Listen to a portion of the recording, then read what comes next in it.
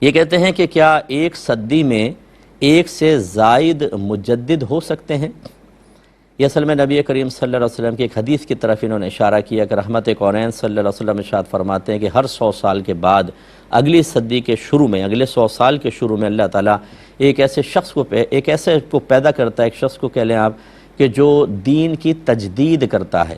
یعنی جب خرابیاں پیدا ہو چکی ہوں، سنن ختم ہو رہی ہوں، گناہوں پہ لوگ دلیر ہو گئے ہوں، تو وہ آتا ہے اور لوگوں کے اندر دوبارہ شعور بیدار کرتا ہے.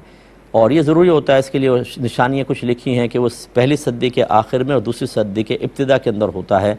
تو اب انہوں نے یہ پوچھا کہ وہ مجدد صرف ایک شخص ہوگا یا ایک سے زیادہ بھی ہو سکتے ہیں؟ دیکھیں، ایک سے زیادہ بھی ہو سکتے ہیں، ایک ہی وقت میں ایک سے زائد بھی ہو سکتے ہیں، اور بلکہ پوری ایک جماعت بھی ہو سکتی ہے کہ وہ سب مل کر دین کی تجدید کریں تو انہیں بھی اس صدی کے مجددین قرار دیا جا سکتا ہے، اور یا فرد واحد بھی ہوتا ہے، تو لہٰذا بالکل یہ ہو سکتا ہے. لیکن اس کی بڑی کڑی شرائط ہیں. آج کل ہر شخص جو ہے وہ چونکہ لوگوں کے پاس کم علمی ہے، اور یہی کہ عقیدت اور محبت اور ان کی نفسیات سے ناجائز فائدہ اٹھاؤ، تو ایسے بہت سارے لوگ ہوں گے جو مختلف حوالوں سے اپنے بارے میں اس طرح کے دعوے کرتے نظر آئیں گے. کوئی دعوے نبوت کر رہا ہے، کوئی امام مہدی ہونے کا دعویٰ کر رہا ہے، کوئی اور نجات دہندہ بننے کا دعویٰ کر رہا ہے. کوئی ایک نے صاحب کی کلپ مجھے کسی نے بھیجی، وہ کہہ رہے ہیں کہ اگر آپ نے اصل امام مہدی تک پہنچنا ہے تو آپ کو مجھ سے رجوع کرنا پڑے گا. اب آپ بتائیے، یعنی یہ دروازہ بن گیا ہے اور یہ امام مہدی تک پہنچائے گا. بھئی کون سے شرعی تصور کے ذریعے تم یہ بات کہہ رہے ہو؟ کوئی قرآن ہے، کوئی حدیث ہے؟ ایسے تو ہر کوئی کھڑا ہو کے دعویٰ کر لے گا.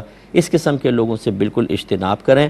اور واقعی اگر کوئی شخص ایسا ہے کہ جو پہلی صدی کے آخر میں، دوسری صدی کے ابتدا میں ہو، صحیح العقیدہ ہو، زبردست عالم مفتی ہو، اس میں مجتہدانہ صلاحیتیں ہوں، اپنے عرف پہ بہت زیادہ اس کی نگاہ ہو، عوام و خواص اس سے مسائل کے سلسلے میں رجوع کرتے ہوں، وہ اپنے ذاتی مفادات اور خواہشات نفسانی کو ایک طرف رکھ کر فقط اللہ تبارک و تعالیٰ کی رضا کی خاطر چاہے لاکھ نقصان متوجہ ہوں، مسلسل دین کی خدمت میں مشغول ہو، تو پھر اس کے بارے میں یہ دعویٰ تو بجا نظر آتا ہے.